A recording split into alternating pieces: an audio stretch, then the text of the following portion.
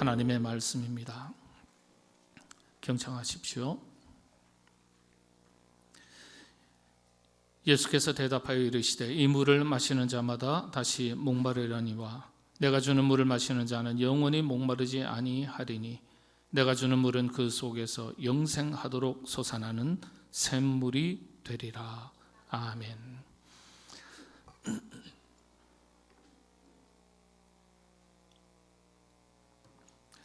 연일 폭염과 열대야가 이어지고 있는 여름입니다.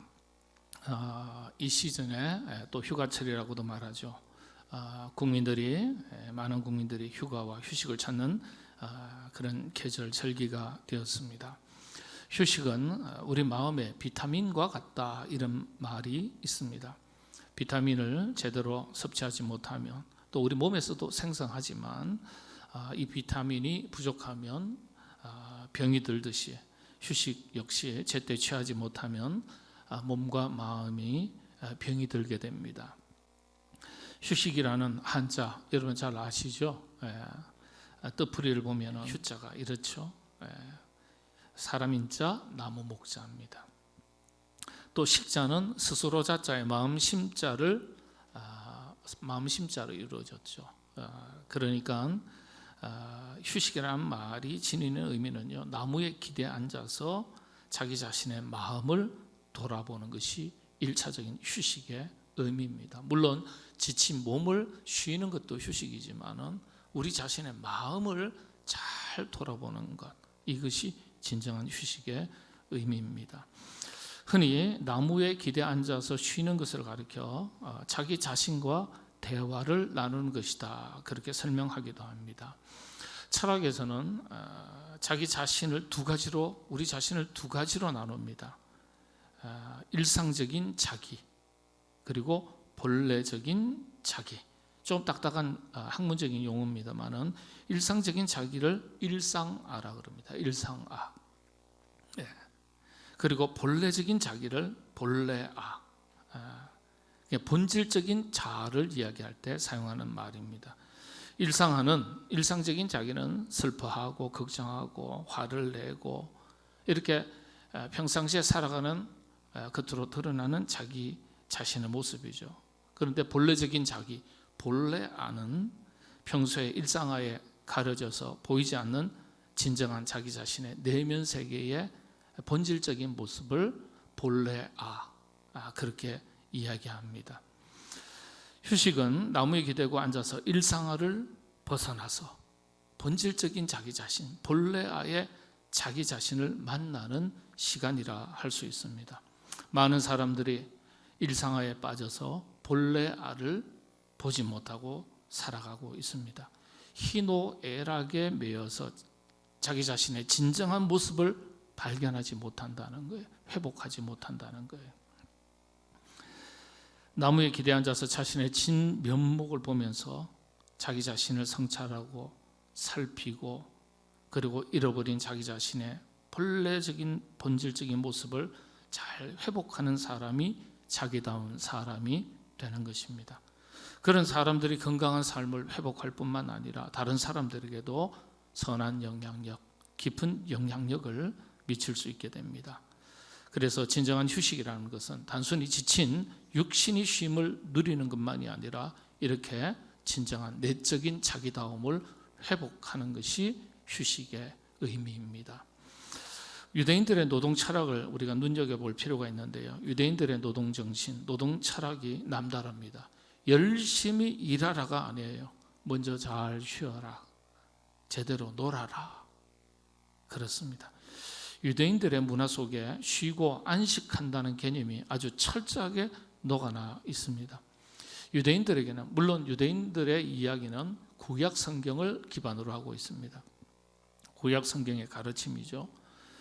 6일간 일하고 하루 쉬는 안식일만 있는 게 아니에요. 6년 동안 열심히 농사를 짓고 7년째 사람도 땅도 쉬는 안식년 제도가 있습니다. 사람만 쉬는 것이 아니라 자연까지도 쉬어야 한다는 거예요. 그리고 안식년의 수확은요, 가난한 사람, 이웃들의 몫으로 정해져 있습니다. 안식일, 안식년 제도만 있는 게 아니죠. 안식년을 7번째 맞는 다음 해 50년이 되는 해에 50년마다 희년이라는 제도를 가지고 쉬게 되었습니다. 희년에는요, 사람도 땅도 공동체 전체가 1년간 회복하는, 쉬는 한 해로 삼았습니다. 그래서 이 희년이 되면은요, 그 당시에는 신분사회지 않습니까? 그러다 보니까 평민이 살다가 이런저런 형편 때문에 빚을 지기도 하고요, 그 빚을 감당을 못하니까 어떻게 되는 겁니까? 남의 집에 머슴살이, 종살이 하기도 하고요, 때로는 팔려서 노예 생활을 하는 경우도 다반사였습니다. 자, 그런데 유대인들의 그 문화 속에서는요, 이런 종살이 하는 사람이 기회가 있었습니다. 자유인이 되는 기회가 있었는데 그게 언제냐? 그게 50년 되는 희년이에요. 부분적이지만은 제 7년이 되는 안식년, 이런 때 죄인들이 용서받고 자유인이 되고, 또 빚으로 인해서 종살이 하던 사람이 자유인이 되고, 지고 있던 빚을 전부 다 탕감해 주도록 되어 있었습니다. 그래서 개인만이 아니라 공동체가, 사람만이 아니라 모든 자연까지도 다 회복되는 그런 제도가 희년이라는 제도였습니다. 혹자는 그런 얘기합니다. 이런 빚을 탕감하고 또 얽매였던 종이 자유함을 얻고 자유인이 되는 이런 모든 것들이 평등 경제를 실현하는 제도였다, 그렇게 말하기도 합니다. 아무튼 유대인들은 철저하게 일하는 것도 중요하지만 잘 쉬는 것, 그러나 잘 쉬는 것이 단순하게 개인적인 차원에 머물러 있는 것이 아니라, 육신의 차원에서 머물러 있는 것이 아니라 이 내면 세계까지, 그리고 공동체의 회복까지 다 포함하는 의미로 지켰습니다. 유대인들에 비해서 우리나라는 창조적인 휴식 문화가 좀 부족하죠. 신기한 조사 하나가 있는데요, 우리나라 출판사들이 조사를 할 때 매년 조사를 합니다. 외국 유럽이나 미국 휴가철에 국민들의 독서량을 조사를 합니다. 그런데 조사를 하는데 참 신기한 건 휴가철에 국민들의 독서량이 증가한다는 거예요. 유럽이나 미국은요, 휴가철에 독서량이 증가해요. 그런데 우리나라는 어떨까요? 우리나라는요, 휴가철에 독서량이 떨어져요. 여러분, OECD 국가 중에서 평균 독서량이 최저입니다. 우리나라가 1년에 간행물, 잡지까지 읽는 것을 전제로 전 국민이 책 한 권을 읽지 않습니다. 1.8 몇 권, 그러니까 한 권이 안 돼요. 0.8, 1.8이고 0.8, 0.9권 정도 돼요. 한 권이 안 돼요. 목사님 저 성경 열심히 읽는데요. 그건 기본이고요. 우리가 교양 서적으로서 읽는데 평균 독서량이 한 권이 되질 못합니다. 일본은 우리보다 10배가 많습니다. 일본이 우리보다 10배가 많아요. 미국은 우리보다 7, 8배입니다. 그러니까 이 정신세계의 일반적인 교양, 상식, 그런 다양한 어떤 지식들이 빈곤한 거예요. 머리가 똑똑한데 너무 똑똑해서 그런 거 안 읽어도 되는지 모르겠습니다만은 차이가 너무 많이 나는 거죠. 휴가의 문화가 서로 다른 것 같아요. 휴가철에 우리는 책은 손에 놓고 열심히 놀아야 돼요. 그런데 서양 사람들은 휴가철에 열심히 노는 것은 조금 뒤로 하고 그동안 읽지 못했던 책도 읽고 이 정신적인 마음의 양식을 쌓는데 아주 시간을 투자하는 겁니다. 본격적인 휴가철이 시작이 되었는데요, 폭염이 이어지고요. 그렇습니다. 오늘 우리 시대 참 좋은 시대를 살아가고 있습니다만은 상대적으로 많은 사람들이 고단한 삶을 살아가고 있고 제대로 된 쉼을 누리지 못하고 살아가는 이웃들도 많은 시점입니다. 이런 시대에 휴가철을 맞이해서 나름대로 쉼에 대한 생각이 있고 방법과 계획이 있으시겠지만은 오늘 성경을 통해서 성경이 가르쳐주는 바, 성경적인 기준이라고나 할까요? 쉼 혹은 안식에 대한 통찰력을 가질 수 있으시게 되기를 바랍니다. 그리고 그런 원칙에 따라서 우리 안에 진정한 쉼, 안식, 평안, 회복을 누릴 수 있기를 바랍니다. 오늘 본문은 수가성 인근 마을에 사는 사마리아 여인의 이야기입니다. 여러분들 너무나 잘 아시는 이야기고 저도 한두 번 이 본문을 다루었습니다. 오늘 본문을 다룰 때는 이전에 다루지 못했던 부분을 보완을 해서 여러분이 잘 모르시는 내용들을 다시금 말씀을 또 나누고 이 속에서 또 영적인 교훈을 찾아가도록 하겠습니다. 이름도 모르고 성도 모르고 그냥 수가성에 사는 한 여인이라고만 기록되어 있습니다. 사마리아 지역 내의 수가성. 그런데 고고 성서학자들 이렇게 이 성서 고고학을 연구하는 학자들의 의견을 보니까요, 이 사마리아 여인은 수가성 내에 살았을까, 성 외에 외부에서 살았을까, 이게 논쟁이 있어요. 여러분 어떤 것 같습니까? 성 내에 살았을까요? 성 밖에 살았을까요? 한번 생각해 보시죠. 그런 거 생각 안 해보셨죠? 예. 성 내에 살았던 여인이 아닙니다. 성 밖에서 살았던 여인이에요.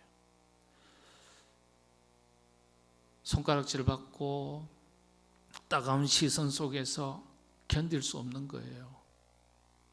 이 여인이 성 밖에 살았던 겁니다.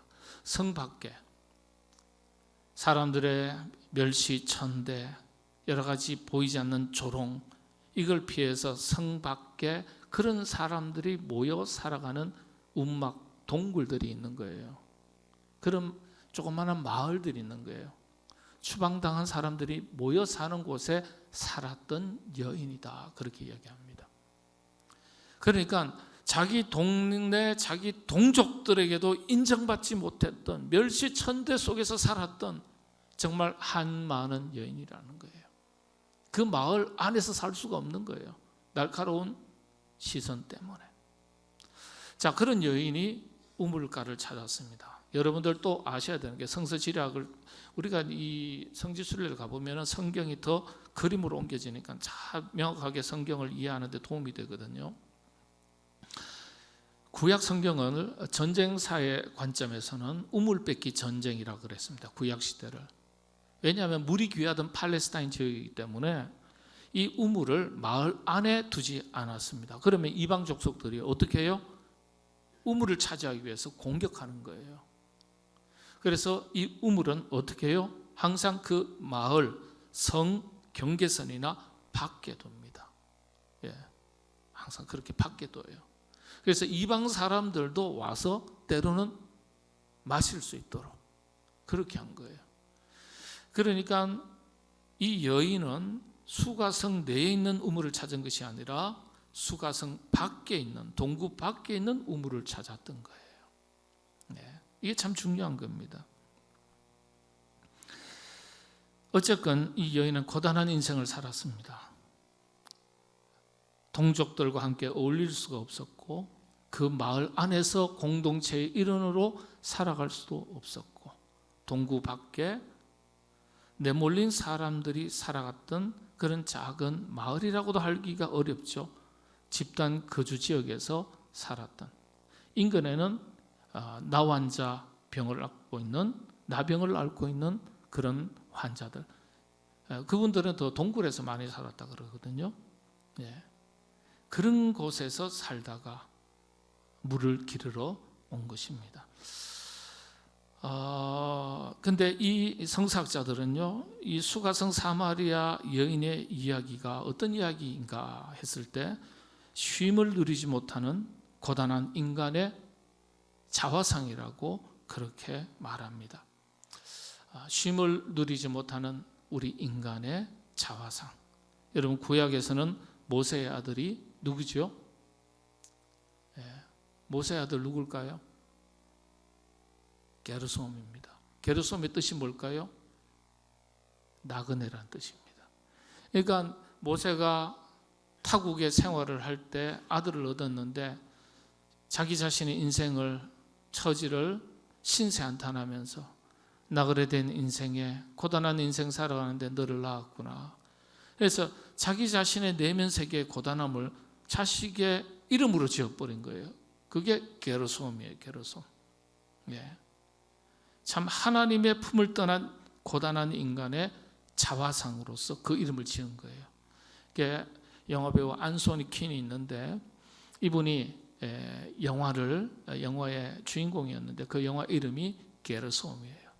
여름에 이럴 때 모르겠어요. 지금 뭐 이런 매체에서 뭐 유튜브나 이런 데에서 그런 영화가 있는지 모르겠습니다만은 한번 찾아보시고 있으시면 이런 걸 한번 보시면 좋을 것 같아요.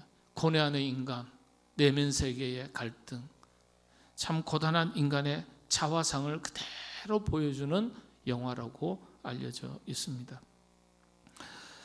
인간이 쉼을 누리지 못하는 인간의 자화상 세 가지 면에서 쉼을 누리지 못한다 그렇게 얘기하는데요. 첫 번째는 적어도 이 사마리아 여인의 이야기를 통해서 세 가지입니다. 첫 번째는 가정의 위기입니다. 가정의 위기. 두 번째는 인간 고독, 소외의 위기. 고독하죠. 사마리아 여인이 그 동족이 사는 공동체 마을에서도 살지 못하고 수가성 내에도 살지 못하고 동구 밖으로 내몰렸으니까 인간 고독, 소외의 위기. 세 번째는 영혼의 목마름, 정신세계를 포함하는 거죠. 여러분들 이런 위기는 고통을 말합니다. 인간의 근원적인 고통을 이 사마리아 여인의 이야기가 대변한다 그렇게 해석합니다. 먼저 가정의 위기를 한번 보겠습니다. 가정의 위기, 가정에서부터 우리 인간이 쉼을 누리지 못합니다. 인간 비극의 자화상이죠. 하나님을 떠난 인간이 겪게 되는 인간의 어떤 비극의 역사를 성경이 너무나 잘 보여주고 있어요. 여러분 한번 보시죠. 아담과 하와. 아담과 하와도요 죄를 전가합니다. 아담아 네가 어디 있느냐. 네, 제가 죄를 범했으므로 두려워 숨었나이다. 인간을 하나님의 품을 떠난 인간의 하나님과 인간 사이의 관계가 깨어졌을 때 가장 먼저 인간의 내면 세계에 찾아오는 것이 두려움이라 그랬어요. 그래서 아담아 네가 어디 있느냐 했을 때 아담의 대답이 우리 인간의 실존입니다. 두려워 숨었나이다. 두려워. 하나님을 떠난 인간에게 가장 먼저 찾아오는 것이 두려움이에요. 두려움. 모든 종류의 두려움이 다 찾아오는 거예요. 먹지 말라 그랬는데 왜 먹었냐 그랬더니 뭐래? 이 여자가 먹으라 그래서 먹었습니다 그랬잖아요. 죄의 전가예요. 여러분들 절대 이런 남자 만나면 안 돼요. 그럴 때 어떻게 해요? 이 여자는 아무것도 모릅니다. 죄송합니다. 제가 먹었습니다. 저를 벌해 주십시오. 이래야 되는데 이 여자가 먹으라 그래서 먹었다는 거예요. 그때부터 부부 사이가 갈라지는 거예요. 부부 사이가. 자, 그러면 어떻게 해요? 가인과 아벨을 낳았어요. 형제살인. 이 가정의 비극 아니겠어요? 믿음의 역사라고 일컬어지는 아브라함과 사라, 그리고 하갈의 갈등, 아들 이삭. 그러나 먼저 얻었던 하갈의 몸종으로부터 얻었던 이스마엘의 아들과 이삭 아들. 그러니까 이 이삭과 이스마엘의 갈등. 그리고 이삭의 아들 에서와 야곱, 형제 간의 갈등. 그 다음에 야곱의 12 아들 요셉, 형제들이 팔아버리고 딸 디나는 성폭행을 당하고. 이게 가정의 비극이잖아요. 아담과 하와, 그 다음에 가인과 아벨, 아브라함과 이삭과 야곱, 요셉 계속 이어지면서 뭘 보여주는 겁니까? 가정의 비극을 보여주는 거예요. 하나님의 품을 떠난 인간의 자화상 중에서, 비극의 자화상 중에서 대표적인 케이스 1차적인 게 가정이라는 거예요. 하나님의 품을 떠난 인간이 가장 먼저 겪는 고통의 현장이 가정인 것을 보여줍니다. 그렇게 해석해요. 그런데 오늘 본문을 보면 남편을 5이나 두었던 여자라고 말합니다. 이게 뭡니까? 가정의 비극, 가정의 고통을 말하는 거예요. 행복한 가정을 꿈에도 수없이 그렸겠지만 그런 가정을 이루지 못했으니까 얼마나 고단하고 가슴 아픈 삶을 살았겠습니까? 이웃이라도 그런 형편과 처지를 생각해서 품어주고 안아주면 좋겠는데 그렇지도 못했습니다. 여러분, 나이 들어서 행복한 노부부의 결혼 만족도를 조사한 결과요, 돈이 많아서도 아니고 자녀가 잘 되어서도 아니고요, 건강해서도 물론 아니었습니다. 부부간에 오손도손 이야기하면서 친구같이 지낼 수 있어서 그것이 가장 큰 행복이라고 답을 했습니다. 그래서 부부관계가 좋아야 돼요. 부부관계가 좋으면서 서로 건강하게 오래 사는 것이 큰 행복이라는 거예요. 여러분들, 그런 행복한 가정, 부부의 관계, 부모 자식 간의 관계, 부모 자식도 깨어진 관계가 많거든요. 그 다음에 형제와의 화목한 관계, 그런 가족 관계를 이루시는 여러분 다 되시기를 바랍니다. 오늘 현대사회도 가정의 위기인 시대를 살아갑니다. 가정에서부터 쉼을 제대로 누리지 못해요. 이혼율이 그걸 증명하는 겁니다. 이런저런 형편과 이유가 있겠죠. 그렇죠. 또 결혼을 안 해요.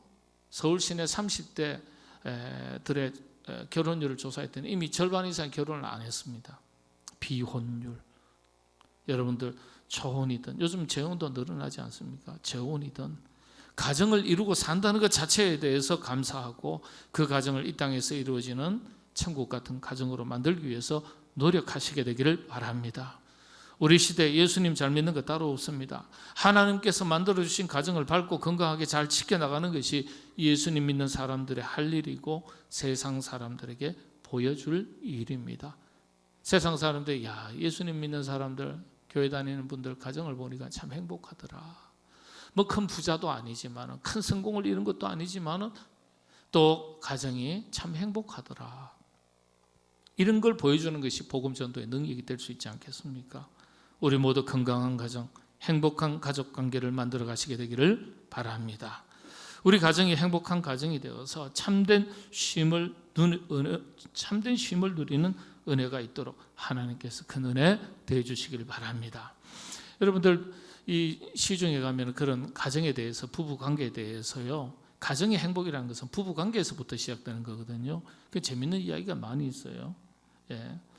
미스 때, 처녀 총각 때는 뭐 서로 보면 애인 사이에서 막 가슴이 뛰고 설레기도 하는데요, 여전히 10년, 20년, 30년을 살았는데도요, 아내가 남편을 보니까 갑자기 막 멋있고 그래요. 왜 그렇죠? 백내장이 걸려서 그렇대요. 예. 남편을 보면 막 가슴이 뛰어요. 예? 가슴이 막 뛰어요. 왜 그럴까요? 부정맥이래요. 예. 남편과 달달한 카페에 가서 달콤한 커피 한잔 마시고 싶다. 그 왜 그럴까요? 아내가 당뇨가 걸려서 그렇대요. 이게 시중에 떠도는 말입니다. 예. 그러니까 부부관계가 그렇게 안 되는데, 예? 멋있어 보이고 가슴이 떨리고 함께 커피도 한잔하고 싶은 그런 관계가 돼야 되는데 그게 안 된다는 것을 비유적으로 이렇게 표현한 거예요. 예. 여러분들, 그런 부부관계가 되면 되겠습니까? 예. 여러분들은 다 행복한 부부가 되시기를 바랍니다. 수가성 여인의 이야기에 독특한 점 하나를 찾을 수 있는데, 이게 뭐냐 하면 확률상 예수님을 만날 가능성이 거의 희박하다는 거예요. 예. 여러분, 예수님은 자신의 전 생애 동안에 이방 사람을 만나기는 하셨어도 이방 지역까지, 이렇게 사마리아 지역 수가성까지 깊숙하게 들어가신 적이 없습니다. 예수님께서 이방 지역 마을에는 들어가지 말라고까지 제자들에게 당부를 하셨어요. 마태복음 10장에 보면. 그리고 예수님 자신도 갈릴리와 사마리아 두 지역 경계선으로만 다니셨어요. 그러니까 오늘 여러분들이, 많은 분들이 이 사마리아 이 수가성 이야기, 여인의 이야기를 다 잘 아시지만은 한 가지 잘못 아시는 게 있습니다. 예수님께서 사마리아 지역 내로 들어가시고 수가성까지 가신 것으로 다 알아요. 그렇지가 않습니다. 말씀드렸죠? 우물가로 가신 거예요. 근데 우물가는 어디에 있다 그랬어요? 경계선, 마을 안이 아니라 마을을 벗어나는 동구밖 경계선에 있다 그랬어요. 그러니까 예수님께서 그 경계선, 마을 경계선으로 가신 거예요. 거기에 우물이 있었던 거예요. 예, 마을 안으로 들어가지 않았습니다. 이 여인 역시 마을 경계선까지 걸어 나온 거예요. 그런데 대낮에는 물 들어가는 법이 아니었어요. 너무 덥기 때문에. 복 없는 여자라고 사람들의 손가락질을 받을까 해서 그거 피해서 대낮에, 그것도 성경을 보면 정오에, 난 12시에 물 들어갔다 이렇게 기록되어 있습니다. 그런데 일생일대 주님을 만나는 기회를 가지게 된 겁니다. 참 말할 수 없는 고난이었죠. 아침 저녁으로 물 들어가야 되는데 그게 아니라 대낮에 사람들의 따가운 시선을 피해서, 조롱을 피해서, 그리고 따가운 햇빛을 안고 그렇게 물 들어가는 겁니다. 그런데 이런 고난 중에 있었지만은 이런 고난을 통해서 고난 중에 주님을 만나게 되었습니다. 성경이 우리에게 어떻게 가르칩니까? 고난이 내게 유익이다 이렇게 가르치고 있습니다. 왜 그렇습니까? 이 고난을 통해서 우리가 때때로 하나님을 만날 수 있는, 하나님을 깊이 만날 수 있는 기회를 가질 수 있기 때문에 그렇습니다. 여러분들 건강할 때 하나님 찾지 않습니다. 언제 찾죠? 아플 때, 병들어 신음할 때 하나님을 더 간절하게 찾습니다. 넉넉할 때 하나님을 찾습니까? 그렇지 않습니다. 부족할 때, 무엇인가 결핍되어 있을 때 주님을 찾습니다. 여러분들 우리가 왜 주님을 찾지 않습니까? 간절함이 없기 때문이에요. 간절함이. 그래서 우리가 때때로 고난을 만나면, 고난 속에 빠지면, 고난에 막닥뜨리면, 시련과 역경 속에 우리가 던져질 때 어떤 의미에서는 하나님을 더 깊이, 주님을 더 깊이 찾는, 간절하게 찾는 기회가 될 수도 있는 거예요. 그런 간절함이 있을 때 하나님을 더 깊이 만나게 되는 것이거든요. 이 여인에게도 해당되는 겁니다.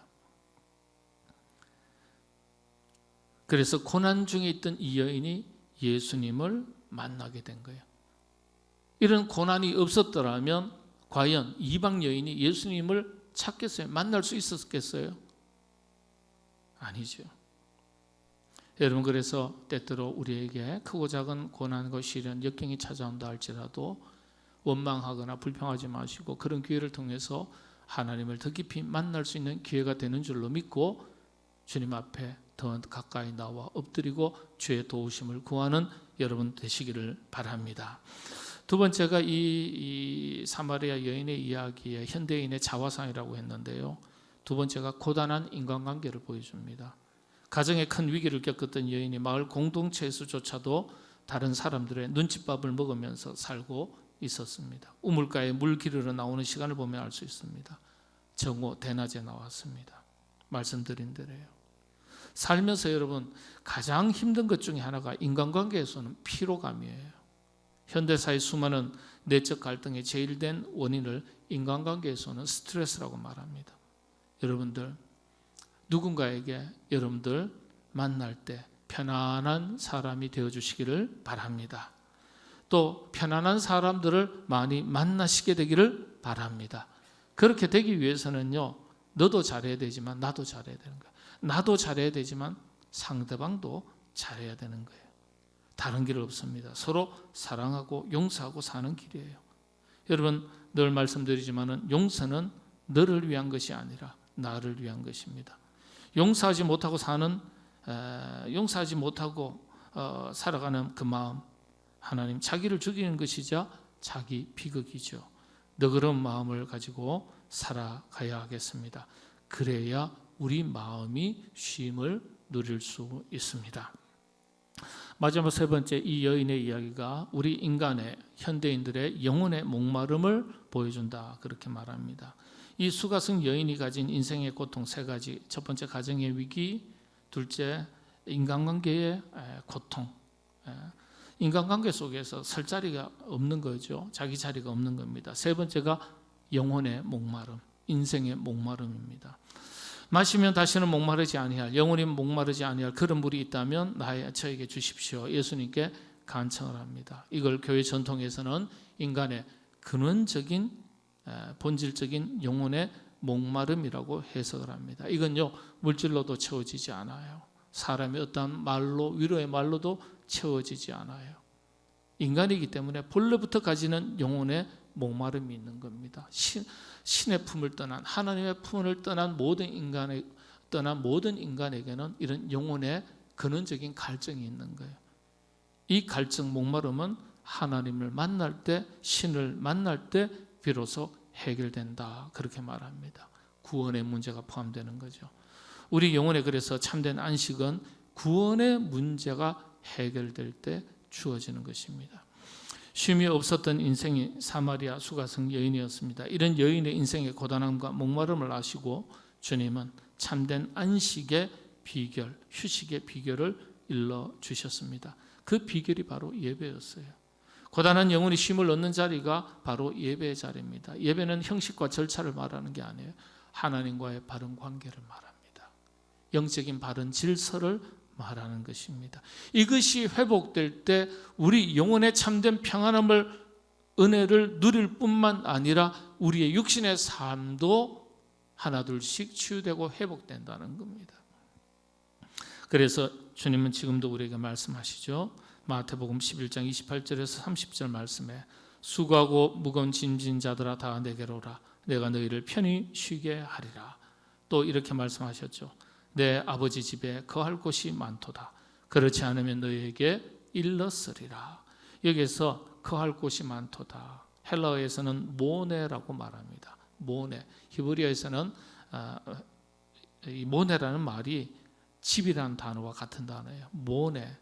우리가 집이라는 것, 주택이라는 것, 뭐 이렇게까지 집을 표현할 때 다양한 표현이 있지 않습니까? 그런 것처럼 헬라에서는 모네, 그렇게 말하면 거하다라는 단어지만은 동시에 집이라는 의미와 같이 사용됩니다. 그런데 쉰다라는 의미와 같은 뜻입니다. 거하다, 집, 쉼. 그렇죠. 우리가 베들레헴 했을 때 베트, 이게 집이거든요. 같은 거예요. 참된 안식, 쉼은 주님께 있다는 거예요. 아버지의 집에 거할 때, 아버지의 말씀 안에 거할 때, 아버지의 임재 안에 거할 때, 아버지와 함께 있을 때, 주님과 함께 있을 때 주님께서 우리에게 주시는 참된 평안, 안식, 그게 있는데 그걸 누리는 거예요. 주님께로 가까이 나아갈 때 주어지는 것입니다. 주님께서 주시는 쉼은 평강이라고 말합니다. 마음의 평안함과 육신의 건강이 합해져서 평강이라는 말을 만듭니다. 물론 이 히브리어에서는 샬롬이라고 말합니다. 육신만 건강한데 마음은 지옥이에요. 그건 평강이 아니에요. 마음은 평안한데 육신이 병들었다. 그것도 평강이 아니에요. 그러니까 내면 세계의 평안함과 그리고 우리의 육신의 건강이 합해졌을 때 평강이라는 거예요. 그리고 이것이 우리의 삶의 현장으로 이어져서 우리의 육신의 삶의 현장도 형통할 때 이 모든 것들이 합해져서 평강이라고 그렇게 말합니다. 산으로 들로 바다로 국내로 국외로 휴가를 떠나는 때입니다. 쉼을 누리는 일도 좋은 일이지만은 참된 우리 삶의 안식, 평안함의 쉼은 주님 안에 거하실 때 영적인 바른 질서를 통해서 하나님께서 우리에게 주시는 것입니다. 무더운 여름 날씨, 여러분 안에 우리의 가정 가운데, 우리의 인간관계 가운데 주님 주시는 참된 쉼을 얻고 회복의 은혜를 누리는 이 절기가 될 수 있기를 바랍니다. 기도하겠습니다. 하나님, 사마리아 여인의 이야기가 오늘 우리 자신의 이야기인 것으로 살폈습니다. 좋은 세상, 풍요로운 세상, 부유한 세상 살아가지만은 하나님, 우리는 여전히 목마름을 가지고 살아가는 연약한 사람들입니다. 하나님, 채워도 만족함이 없는 세상을 살아가고 있습니다. 주여, 무엇으로 우리 안에 내면 세계를 채우겠습니까? 주님의 풍성한 은혜 가운데 우리가 주님 안에 거할 때, 주님이 우리 안에 거할 때 주님 주시는 평강의 은혜가 넘쳐 흘러서 우리가 이 땅을 살아가는 동안에 참 행복한 사람으로 살아가게 하여 주옵소서. 우리가 오직 주 안에 있을 때 우리의 영혼이 참된 쉼을 누리게 되는 줄로 믿습니다. 고단한 세상, 하나님 안에 거하며 말씀 안에 거하며 영적인 질서를 잘 세워갈 때 주님 주시는 평강이 넘치게 될 줄로 믿습니다. 그런 은혜 사랑하는 모든 주의 권속들에게 넘치도록 부어 주시옵소서. 예수님의 이름으로 기도하옵나이다. 아멘.